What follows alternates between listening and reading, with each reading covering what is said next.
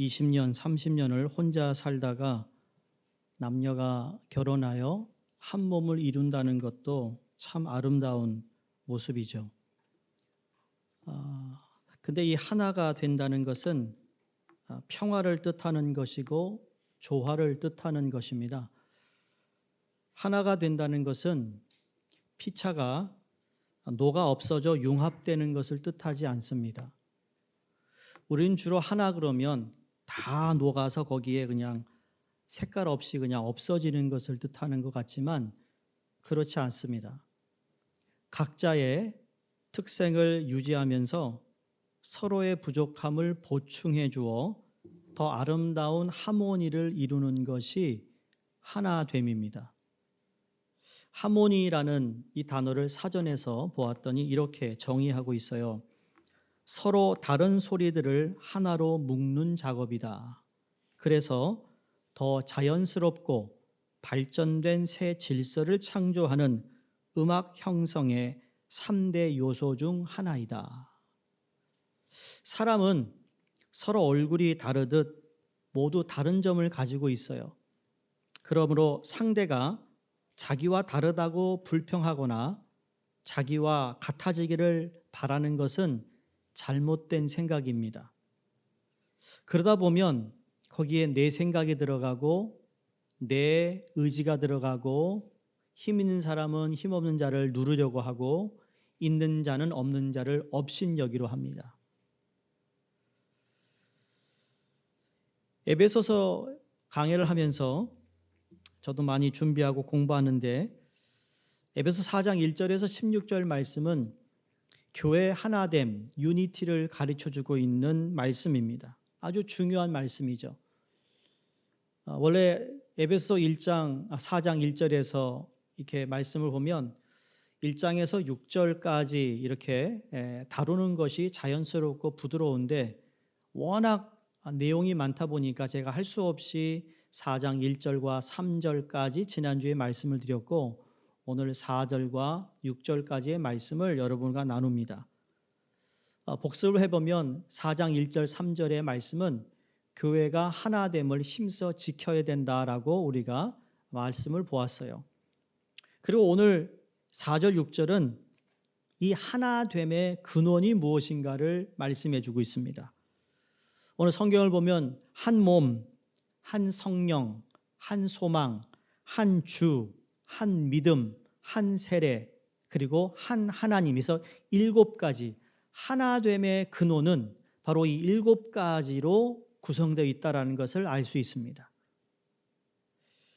사도 바울은 교회는 하나여야 한다라는 이야기를 끊임없이 해왔습니다. 그 첫 번째, 그러면 교회가 하나됨의 근원은 우선 처음으로 한 몸이다라고 말씀합니다. 한 몸이다는 것. 사도 바울은 교회를 설명할 때 여러 가지 메타포를 사용했습니다. 그 중에 가장 중요하게 사용되는 이 메타포가 뭐냐면 교회를 그리스도의 몸에 비유하고 있다라는 거예요. 교회는 무엇에 비유하고 있다고요? 몸에. 그리스도의 몸이라는 거예요. 에베소 1장 23절에도 그렇고 2장 15절 16절에도 그렇고 교회를 가리켜 그리스도의 몸이다라고 선언하고 있으며 오늘 읽은 본문 말씀 4장 1절에 16절 전체가 다 그리스도의 몸을 선언하고 있습니다. 그러나 로마서 고린도 전서에도 예수 그리스도의 몸이라는 것을 또 선포하는데 그만큼 그리스도의 몸에 관한 이건 관심이 아니고요. 바로 그렇다라고 말씀하고 있어요. 여러분 우리가 교회라는 건 이미 예수님께서 우리를 교회로 만드셨어요. 기억하시죠? 우리는 그걸 지켜야 할 책임이 있다고 그랬어요. 우리가 하나됨을 만들 수 없어요. 그걸 만들어 놓으신 하나님의 섭리와 뜻을 지키기 위해 힘쓰는 자들이 바로 성도라고 말씀드렸습니다. 교회는 눈에 보이는 건물을 의미하는 것이 아니다라고 말씀드린 적이 참 수도 없이 말씀드렸습니다. 교회는 아마 여러분 이미 아실 거예요. 교회는 건물이 아니라 교회는 누굽니까? 우리 자신이 교회입니다. 내가 교회입니다. 우리가 그리스도의 몸이라고 할 때는 우리가 이제는 그리스도의 눈과 귀가 되어야 됩니다. 여러분 예수님께서 우리의 작은 신음소리에도 귀를 기울이신다. 그게 무슨 의미입니까? 우리 성도 가운데, 지체 가운데 힘들어가 어려워하는 그 작은 신음에 우리가 예수 그리스도의 귀가 되어야 된다는 말씀이에요. 쓰러져 있는 그 지체를 향하여 그리스도의 눈이 되어 그 사람을 바라볼 수 있어야 되는 것이에요. 그게 교회예요. 그리스도의 몸이란 뜻은 우리가 이제 그리스도의 손과 발로서 역할을 하는 겁니다. 손이 움직여야 되고 발이 움직여야 되는 것이에요. 더 나아가 우리는 예수 그리스도의 목소리예요. 우리가 가는 곳마다, 우리가 있는 곳마다 예수를 전해야 되며 예수를 말해야 되며 우리의 삶으로 예수가 보여질 때 그것이 바로 예수 그리스도의 향기가 되는 줄로 믿습니다. 이것은 교회에게 주신, 그리스도께서 주신 최고의 명예라고 전 믿고 싶습니다. 이 세상에 가장 명예로운 게 무엇인가? 내가 그리스도의 몸이 된 것입니다. 세상 사람들은 그 명예를 돈에서 찾고 권력에서 찾고 또 인기에서 찾고 여러 가지 다른 곳에서 찾습니다. 그런데 우리 기독교인은 교회만 잘 되면 말이에요. 여러분, 교회 생활만 좋으면, 교회만 평안하면, 교회가 하나됨에 힘쓰면 모든 것은 다 형통하게 되는 줄로 믿습니다. 정말 그렇습니다. 여러분이 예배 생활을 제대로 하지 않아 보세요. 여러분, 될 것도 안 됩니다. 우리 믿는 사람은. 그게 믿는 자와 믿지 않는 자의 차이입니다. 믿지 않는 자들은 그냥 그대로 살아갑니다. 운에 의하여. 그러나 믿는 자는요, 예배 생활이 무너지면 다 무너지게 돼 있어요. 구약 성경부터 요한계시록까지 다 훑어보세요. 예수님께서 왜 아담과 하와를 지으셨고 왜 피조물을 만드셨으며 그 하나님께 영광을 돌리는 그 예배, 제사가 무너졌을 때 그들이 완전히 혼돈하며 공허하는 삶을 다시 살아갑니다. 그게 회복될 때. 엘리야가 갈멜산에서 영적 전쟁을 치른 이유가 무엇이었습니까? 무너진 하나님의 제단을 다시 세우는 일을 하기 위해서요. 그게 계속 이어지고 있다고요.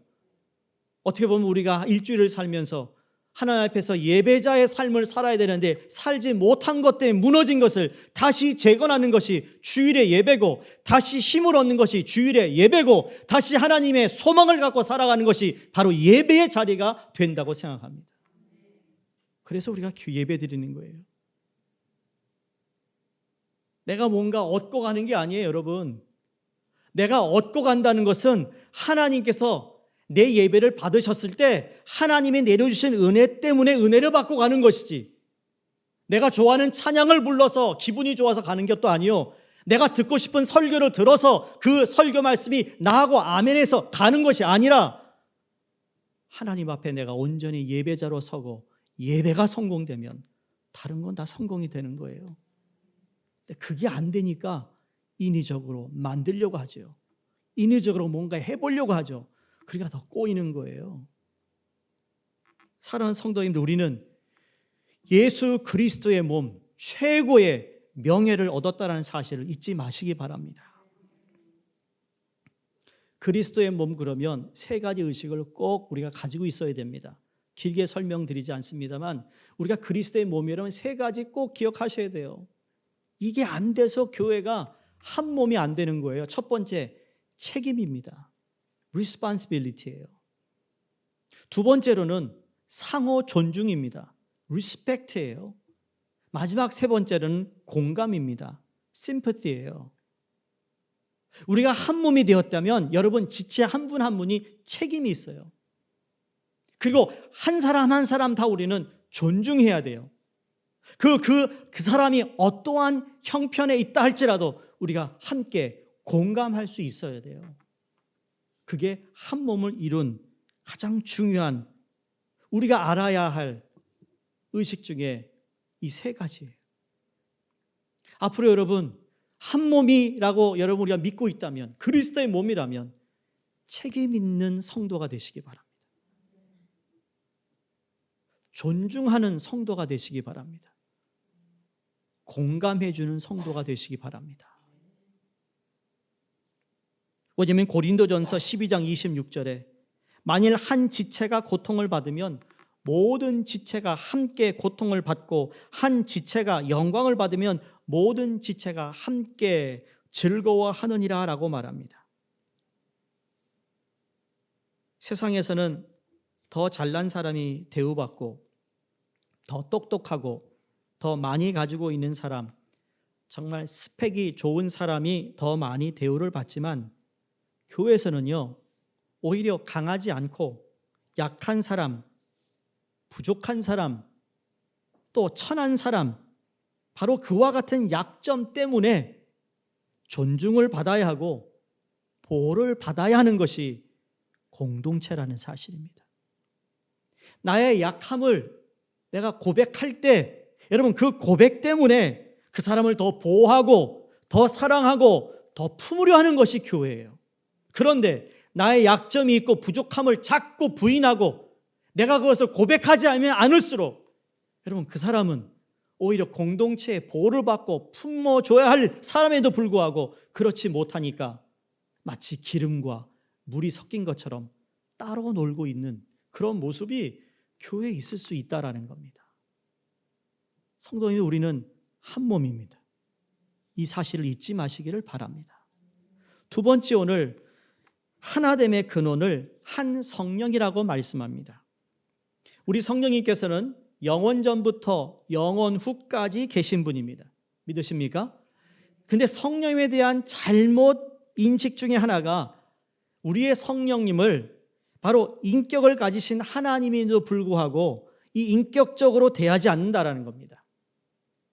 내 어떤 신앙의 부흥, 교회의 부흥 또는 나의 유익을 위해 내가 조작할 수 있는 어떤 능력 또는 에너지로 생각합니다. 마치 전기 스위치를 켜고 끄고 하는 것처럼 생각해요. 내가 원하면 오소서, 불필요하면 끄고 자기 마음대로 성령을 그렇게 조절할 때 생각하는데 그렇지 않아요. 여러분, 우리 성령님은 성부, 성자, 성령의 삼위일체 한 분이기 때문에 그분 역시 인격적인 분인 거예요. 우리의 필요에 따라서 성령의 능력을 나타나게 할 수 있는 것처럼 여러분 영어 단어에 그런 단어 있잖아요. 어떤 사물을 가리킬 때 thing 아니면 it라고 얘기합니다. 여러분 그렇게 성령을 대하는 오늘날의 교인들이 있을 수 있다는 거죠. 마치 도깨비 방망이처럼 부리려고 하는 것이 얼마나 잘못된 것인지 알아요? 성령님은 교회나 개인의 필요에 따라 이용할 수 있는 비인격적인 힘이 아니라 성령의 능력은 성령의 필요에 따라 나타나게 되고요. 교회는 성령님께서 주도적인 공동체가 될 때 참된 교회가 됩니다. 그러므로 교회는 성령님의 이끌림을 받는 공동체가 되어야 하는 것입니다. 그래서 기도합니다. 결정 전에 기도합니다. 뭔가를 선택하기 전에 교회는 기도하는 겁니다. 마치 여러분 목장 모임을 하기 전에 이미 목자, 부목자님이 일주일 전부터 기도하고 있습니다. 그렇게 믿고 싶습니다. 오늘 모임을 위해, 목원들을 위해 기도하고 있다고 여러분. 왜? 이거는 인간의 힘으로, 인간의 말재주로 할 수 있는 것이 아니기 때문입니다. 나는 여러분의 목장 모임이 그것이 어딘가에 상관없이 들어가는 순간 하나님의 은혜에 몰입될 수 있는 그러한 장소가 되다라는 기도를 늘 합니다. 예수님이 약속하신 두세 사람이 내 이름으로 모인 것에 내가 너희와 함께함을 통하여 너희가 여기에 모인 목적이 있다라는 것, 모인 곳에 하나님을 만날 수 있다라는 것, 그리고 변화가 있다라는 것, 전 그걸 기대합니다. 사람은 자기가 가까이 하는 사람을 닮게 되어 있어요. 여러분 자녀를 보세요. 어쩌면 저렇게 누구를 닮았어, 그렇죠? 좋은 것도 닮았는데 저 못된 건 안 닮았으면 좋겠네. 저거까지 닮았네. 그렇죠? 근데 사람은요, 사랑을 해도 닮고 미워해도 닮아요. 부부가 사랑하면 닮는데 서로 너무 미워해도 닮더라고요. 왜? 가까이 있으니까. 근데 반응은 다른 거예요. 사랑해서 닮는 것과 미워서 닮는 건 정말 하늘과 땅의 차이입니다. 이 차이점은 말로 표현할 수 없습니다. 사랑을 해서 닮으면 왼수 그래도 웃어요. 근데 미워서 닮으면 왼수 그러면 정말 왼수가 돼버려요. 이렇게 달라요. 같은 단어를 써도. 우리가 성령님을 가까이 하게 되면 사람이 성령님을 닮게 되는데, 성령님을 닮게 되면 그 결과는 성령의 열매를 맺게 되는 것이에요. 교회는 성령의 열매가 주렁주렁 우리의 가운데 있어야 되는 거예요. 이 성령의 열매를 내가 열심히 뭔가 힘을 다해 노력해서 얻어지는 것이 아니라, 이 성령은 여러분 존재예요. 존재. 띵이 아니라는 거예요. 인격의 변화가 성령의 열매이고, 9가지 성령의 열매는 또한 우리 주 예수 그리스도의 캐릭터를 말씀해주고 있습니다. 성도님들, 우리 성령님을 닮을 수 있도록 우리가 성령님을 인격적으로 모실 수 있기를 간절히 바랍니다. 여러분 중생하셨습니까? 중생하셨어요? 거듭나셨냐는 얘기예요. 예수 믿었다는 얘기는 무슨 이야기죠? 내가 예수 믿어서 정말 나는 천국 백성이 되었다고 믿으세요? 이렇게 시원찮아요? 잘 들으시기 바랍니다. 중생은요, 성경의 많은 교리 중 가운데 가장 중요한 본질적인 진리입니다. 우리가 중생을 하면 우리 눈에 보이는 수종교회, 즉 지상교회, 다시 말해 가시적인 교회, 또다시 얘기하면 유형적 교회를 말합니다. 그러나 모든 시대, 모든 지역을 통틀어서 참되게 중생한 성도들이 성도로 있는 교회, 그 교회를 비가시적 교회 또는 무형적 교회라고 말합니다. 이 지상에 교회가 있지만 하나님께서 유니버설 교회를 허락하셨다라는 것, 그건 눈에 보이지 않습니다. 왜? 무형적이니까, 비가시적인 것이라는 거죠. 근데 우리 눈에 보이는 교회, 내가 교회를 간다. 여러분이 교회 오셨는데 이 교회는 눈에 보여요. 수종교회 오셨어요. 예배를 드리고 있어요. 제가 무슨 말씀을 드리고 싶은가 하면, 중생하지 않아도 교회에 어느 교회든 등록하면 그 교회 정회원이 됩니다. 교인이 됩니다. 그런데 진짜 중생하지 않으면 무형의 교회, 비가시적인 교회 성도가 절대로 될 수가 없습니다. 무슨 말인지 아시겠습니까?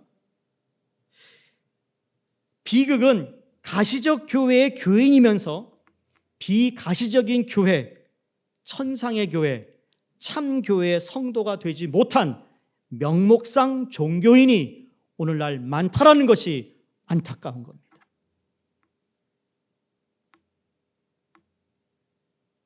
우리 수종교회 성도님들은 한 사람도 예외 없이 수종교회 교인일 뿐만 아니라 비가시적인 하나의 교회 성도가 될 수 있기를 간절히 주의 이름으로 축원합니다. 여러분, 이 교회를 다닌다고 해서 진짜 중생하지 않았다면요, 교인인 것처럼 살아갈 수 있어요. 그러나 하나님이 예비하신 저 교회는 갈 수 없어요.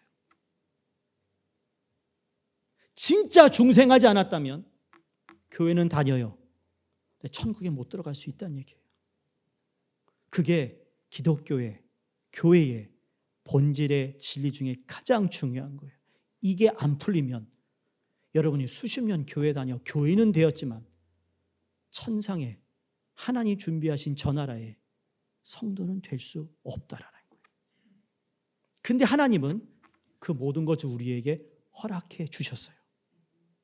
그리스도의 몸이 되는 명예를 우리에게 주셨다고요. 할렐루야. 세 번째 근원은 한 소망이라 그랬습니다. 그리스도인은 뭐니 해도 뭐니가 아니라 뭐니 해도 참 소망을 가져야 됩니다. 소망을 가져야 돼요. 내가 지금 이 길을 가고 있는데 힘들고 어렵지만 이 길을 내가 가야 하는 이유가 있어. 왜? 여기에 소망이 있기 때문이에요. 여러분이 주일날 예배 드리러 오실 때마다 이런 소망이 있기를 바랍니다. 내가 살 곳이야. 내가 살아나는 곳이야. 내가 은혜 받는 곳이야. 이런 소망이 우리에게 있기를 바랍니다. 그렇지 않고 여러분, 예배에 와서 그냥 왔다 가는 분은 없겠지만 좀 더 간절하게 하나님, 내가 이 소망을 갖기 원합니다. 이 세상살이가 너무 힘든데 소망도 것 없지만 내가 주님 안에 소망을 갖습니다. 주석 가운데 헨리 매튜라는 주석이 있습니다. 헨리 매튜는 누구의 이름을 따서 지었을까요? 헨리 매튜. 너무 유치했나? 너무 쉬웠나 보죠? 헨리 매튜라는 주석이 있어요. 유명합니다. 근데 헨리 매튜의 아버님이 필립 매튜입니다. 그분의 책에 보면 아버지가 자기 어머니를 어떻게 만났는가 이렇게 이야기를 적은 글이 나오는데, 원래 그 어머니, 그러니까 자기 아버지가 연애하던 그 여인의 가정은 부모님들이 매튜 헨리를 마음에 들지 않아 했습니다. 왜냐하면 이 매튜 헨리 어머니의 가족은 아주 사회적 지위도 높았고 좀 잘 사는 집안이었고 뭔가 이렇게 내놓을 만한 집안이었는데, 자기 필립 매튜의 집안은 별로 내놓을 게 없는 집안이었다라는 거죠. 그럼에도 불구하고 이 자매가 자기 이제 할아버지하고 이렇게 연애를 하고 결혼을 약속을 하는데, 그 딸의 부친이죠. 물었답니다. 딸에게, 야, 그가 어느 집안의 청년이니? 그 부모님은 뭐 하는 사람이니? 뭐 별걸 다 묻잖아. 여러분 그거 안 물으시겠어요? 다 묻죠, 우리도. 근데 묻는 이유가 별 볼 일 없는 집안인데 너 왜 그 사람을 결혼하려고 하느냐라는 그런 의도로 물었던 거죠. 그런데 이 딸이 신실한 그리스도인인데 이렇게 답했답니다. 아버지, 나는 그의 출신에 대해서 잘 모르지만 지금 그가 어디를 향해 나가고 있는가에 대해서는 너무나도 잘 알고 있습니다. 그랬대요. 무슨 의미인지 이해하시겠죠? 지금 우리에게 중요한 것은 소망인데 어떤 소망을 향해 나가고 있는가가 중요한 것이에요. 우리는 인생을 살면서 소망을 가지고 살아가요. 그것이 뭐 여러 가지가 될 수 있겠지만, 그러나 우리의 과거가 전혀 의미 없는 것은 아니지만 과거에 연연하지 않는, 어떤 집안 출신이다, 과거에 어떤 신앙의 체험이 있다, 어떤 지식을 가지고 있다, 이것보다 더 중요한 건 내가 지금 어떤 성도가 되고 있느냐예요. 어떤 성도가 되고 있고 어떤 방향을 향하여 내가 소망을 가지고 나가고 있는가가 더 중요하다라는 거예요. 우리의 현실을 보면 아직도 열악해요. 부족한 건 많아요. 그럼에도 불구하고 우리는 한 소망이 있어요. 그 소망이 뭘까요? 이제 예수님이 다시 오시면 하나님 앞으로 모든 피조물이 주 예수 그리스도 발 앞에 복종하게 됩니다. 만물이 통일될 때가 옵니다. 그 마지막 날에 성도의 몸과 성품은 그리스도를 온전히 닮게 됩니다. 중생한 하나님의 백성들은 바로 그날을 기대하며 오늘을 살아가고 있다 해도 틀린 말이 아니라는 겁니다. 우리가 예수를 닮고 싶어요. 주님과 함께 가고 싶어요. 그렇지 못한 우리의 삶을 보면서 너무 실망스럽지만 그러나 여전히 한 소망이 있습니다. 무슨 소망이죠? 언젠가는 주님을 얼굴과 얼굴을 마주대고 살아갈 그날을 소망하는 거예요. 그게 우리에게 주어진 소망이에요. 우리는 이 소망을 위하여 오늘도 나아가고 있음을 믿으시기를 바랍니다. 네 번째 하나됨의 근거는 주도 하나이다입니다. 한국에요, 자기가 자진 메시아다, 주다 그러면서 이상하게 내가 세 번째 아들, 네 번째 아들, 재미없어, 그렇죠? 되려면 첫째 아들이 돼야지 왜 네 번째, 다섯 번째를 얘기하냐고요. 안 그렇습니까? 아니면 진짜 그러려면 나 예수 전에 먼저 택함 받은 아들이야 그러든지. 머리가 지능이 낮아요. 다섯 번째, 여섯 번째 뭐가 그렇게 중요하냐고. 첫 번째가 중요하지. 하여간 그건 그런데 한국을 보니까요, 인터넷을 찾았더니 이단이요 500여 개가 있대요. 조그만한 땅덩어리에 남한에만. 그러니까 한국이 정말 대단해요. 대단한 게 너무 많아요. 그런데 다들 열심히 하고 있어요. 사람들이 모여요. 신천지는 지금도 얼마나 활약을 많이 하는지 말이에요. 난리예요, 난리. 과거도 그렇고 지금도 그렇고 앞으로 그렇고 주라고 하는 사람들이 많아질 텐데 여러분, 주는 딱 한 분이십니다.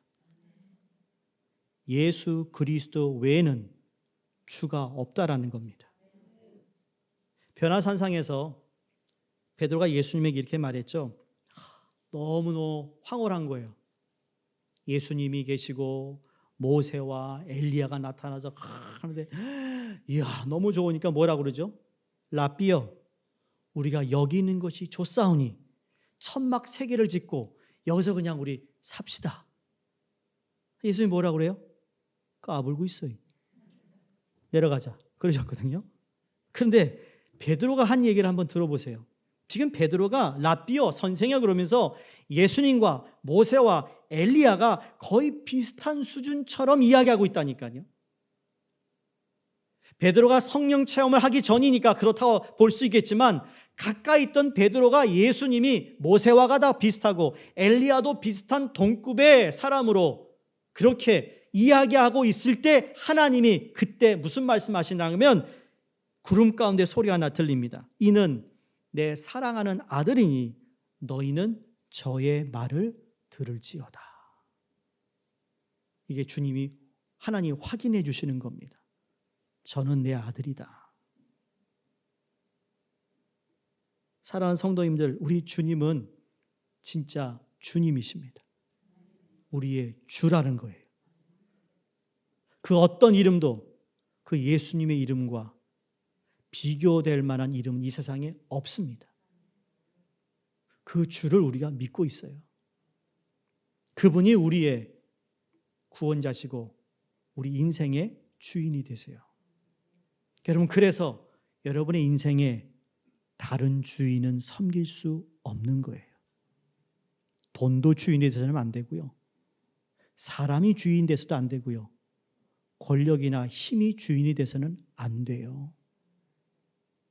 우리 예수님만 우리의 주인이 되심을 여러분이 믿으시면 아멘 하시기 바랍니다.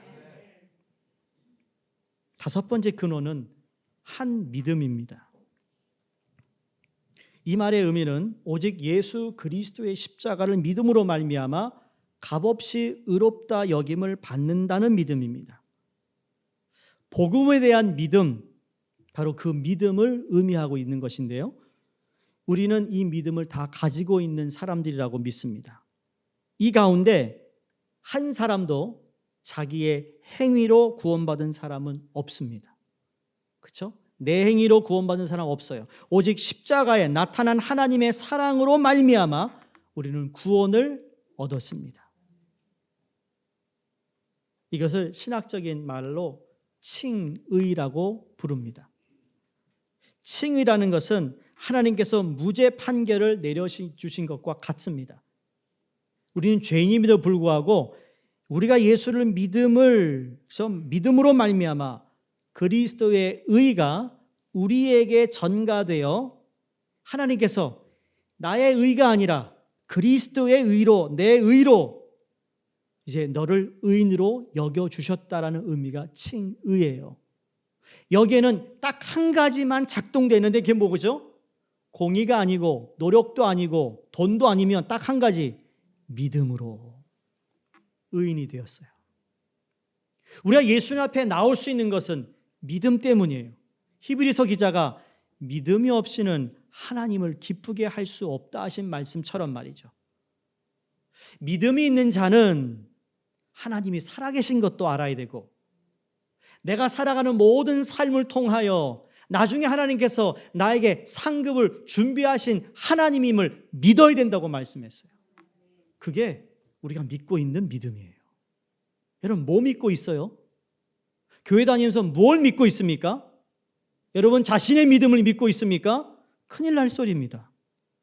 내 믿음은 믿을 게 하나도 없습니다.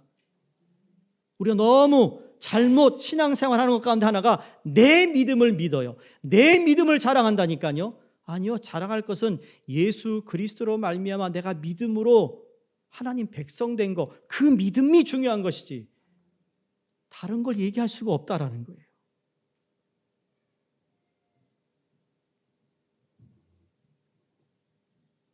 우리 모두는 용서받은 죄인입니다. 그거 잊지 않았으면 좋겠어요. 저 사람에게만 손가락질하지 마시고 나도 용서받은 죄인이에요. 우리 옆에 있는 분에게 나도 용서받은 죄인입니다. 한번 해보세요. 나도 용서받은 죄인입니다. 네.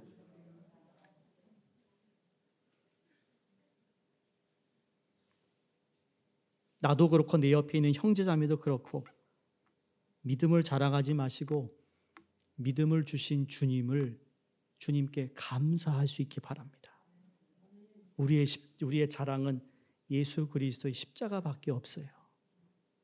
그래서 교회에서 자기 자랑하는 사람은요, 수준이 낮은 사람이에요. 아세요?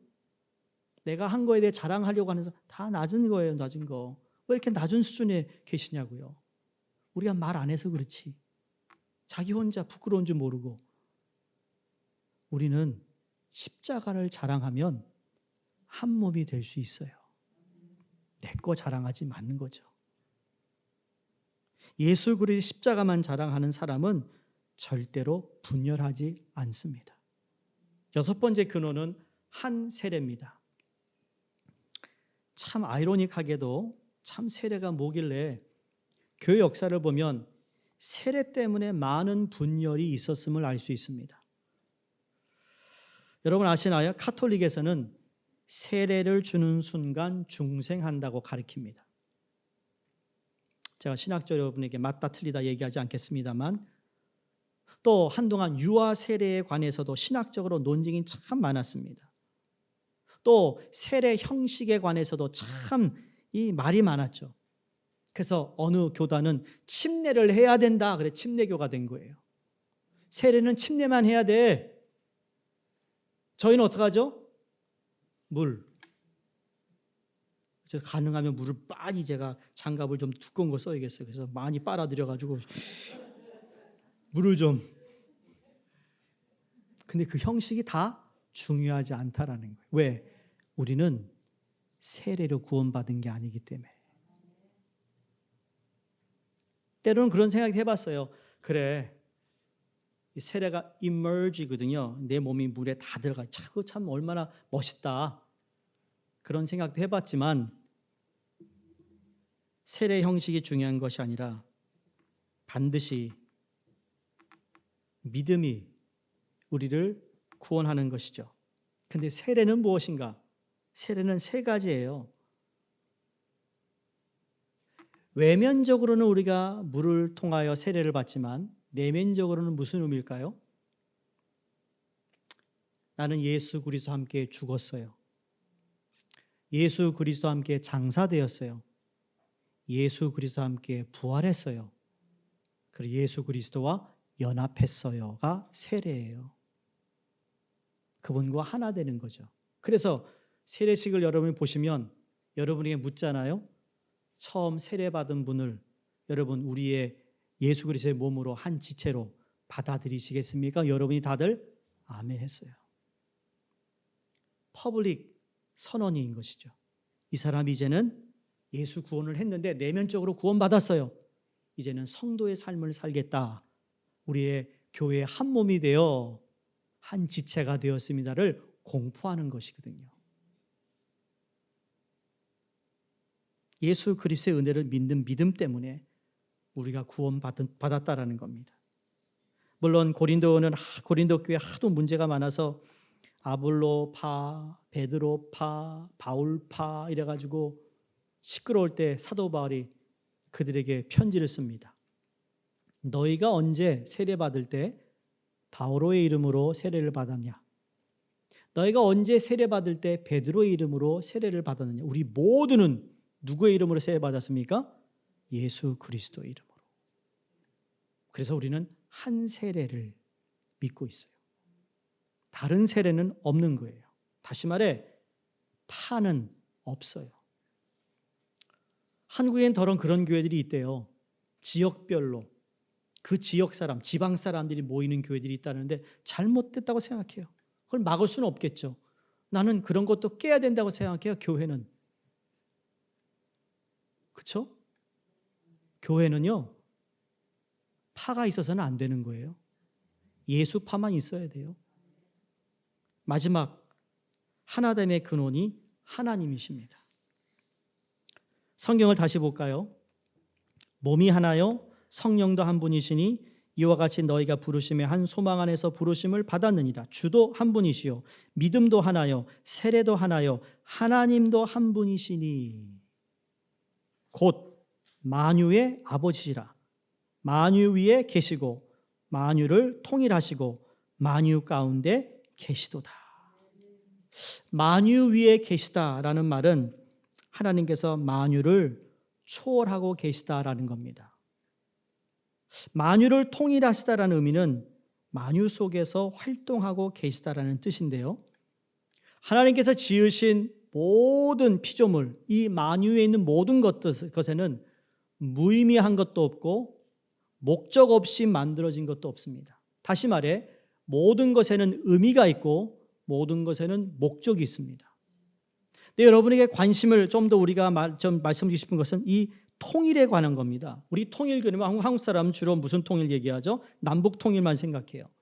뭐 틀린 거 아니야. 통일해야 됩니다. 앞으로는 해야 됩니다. 예? 이웃 나라를 보니까 빨리 통일해야 돼. 지금도 한국이 말이에요. G20인데 통일돼 봐세요.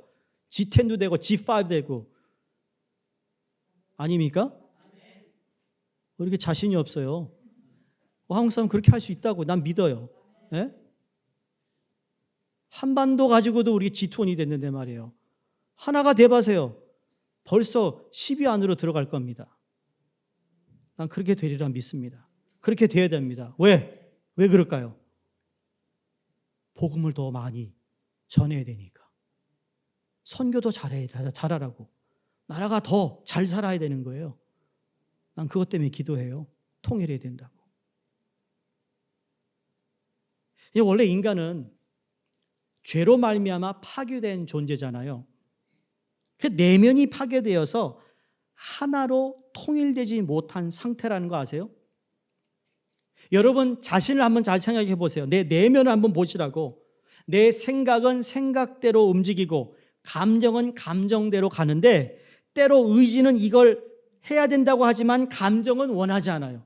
머리로는 그래야 된다고 생각하는데 마음이 상해서 안 되는 거예요. 마음은 가는데 이 이론을 생각하니까 절대 안 되는 거죠. 의지보다 감정을 따라가는 경우가 많다라는 겁니다. 해야 하는데 아무것도 하고 싶은 마음이 없을 때 있어요.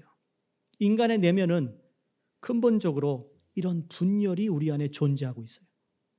그것이 심한 경우는 뭐 정신 분열증이라고 하지만 반면에 계속 성숙해가는 사람들은요, 분열된 그 내면들이 하나가 되어서 같은 방향으로 나가는 것을 보게 됩니다.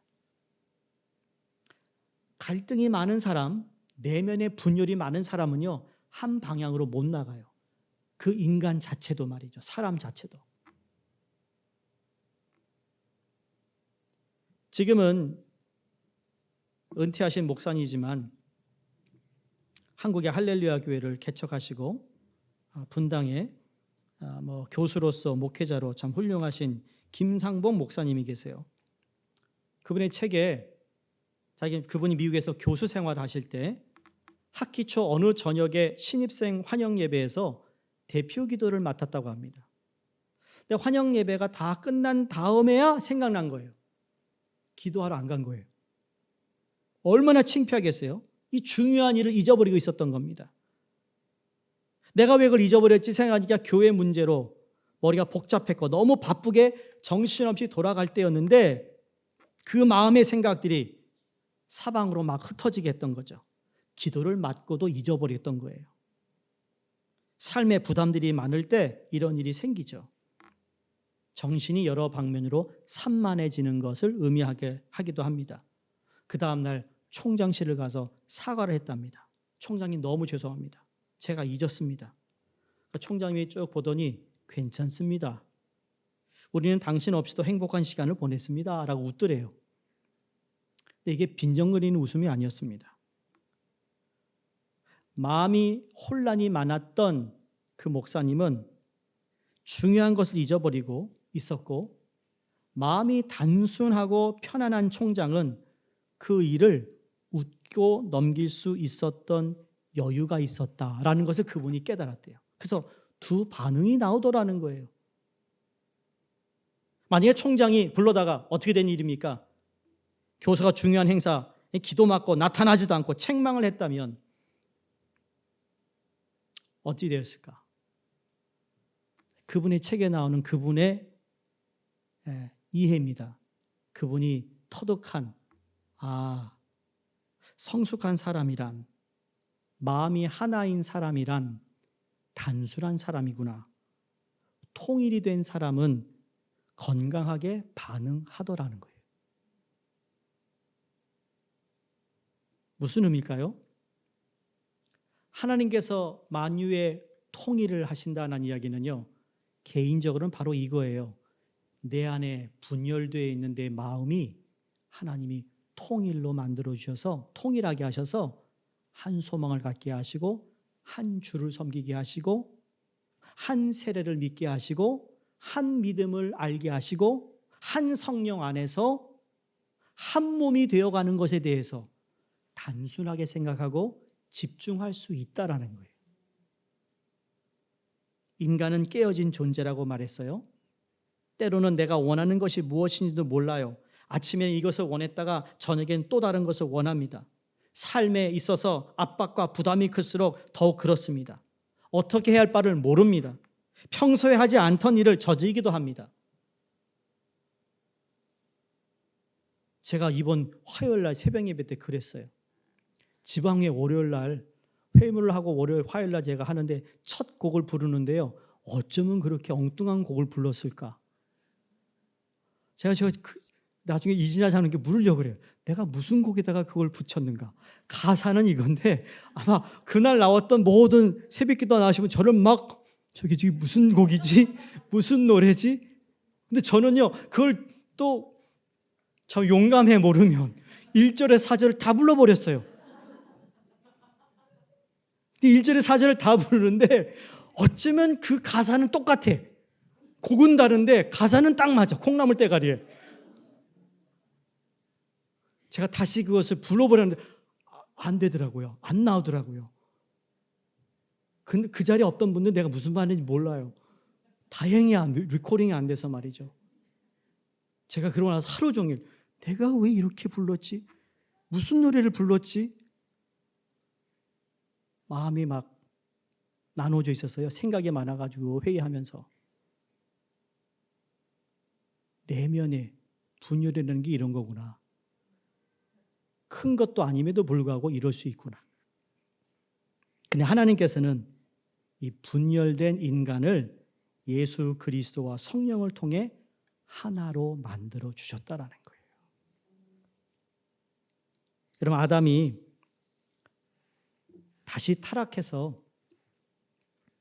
창세기 1장에는 무질서하고 혼돈 있고 공허함을 질서로 채우셨는데 죄가 또 그것을 혼돈케 하고 공허하게 하셨어요. 그렇죠. 하나님께서는 우리 주 예수 그리스도의 주권 아래서 이 어지러운 세상을 완전한 질서와 평화와 아름다운 상태로 회복시켜가고 계시다라는 겁니다. 마침내 예수님께서 재림하실 때 이 통일이 완성될 것이라는 겁니다. 여러분, 예수님이 다시 오시는 그날 우리는 정말 우리가 힘써 지켜왔던 그 하나됨이 진짜 통일되는 한 소망을 가진 백성으로, 한 주를 섬기는 백성으로, 한 믿음을 가지고 한 주를 섬기며 하나님의 다스림과 통치하심과 우리 가운데 계심을 우리가 곧 맛보게 될 것이라는 겁니다. 그러므로 우리가 볼 땐 교회가 아직도 참 부족하고 아직도 성경에서 말씀하는 그 모습과 동떨어진 모습일 수 있습니다. 그러나 우리가 끊임없이 하나됨을 위해 힘써 지켜나갈 때 하나님이 때에 그 일을 이루실 것을 우리는 믿으며 소망을 가지고 우리에게 주어진 그리스도의 몸을 하나님께 영광스럽게 올려드리는 우리 한 사람 한 사람이 될 수 있기를 간절히 바랍니다. 눈에 보이는 가시적인 교회, 여러분 하나가 될 수 있을까? 아니 우리가 하나됨을 이룰 수 있을까? 우리 수종교회는 어떤가? 여러분 이런 의문들이 있을다 할지라도 바라기는 우리 성도님들이 교회를 보시면서 이렇게 못한 모습을 보며 아파할 수 있기를 바랍니다. 여러분 아파해 보세요 좀. 성경적인 모습과 너무 멀리 떨어져 있는 교회의 모습을 보면서 아파해 보시라고요. 근데 아파만 하는 것이 아니라 아파하면 동시에 다시 교회를 뜨겁게 사랑할 수 있기를 바랍니다. 에베소 5장 27절 말씀에 자기 앞에 영광스러운 교회로 세우사 티나 주름 잡힌 것이나 이런 것들이 없이 거룩하고 흠이 없게 하려 하심이라. 지금 교회는 티가 있고 주름이 있다라는 거예요. 근데 앞으로 올 영광스러운 교회는 주님이 세워가실 텐데 거기에는 주름과 틈이 없을 그 영광의 교회. 다시 말하면 신부로서 준비되는 우리가 되어야 된다는 사실입니다.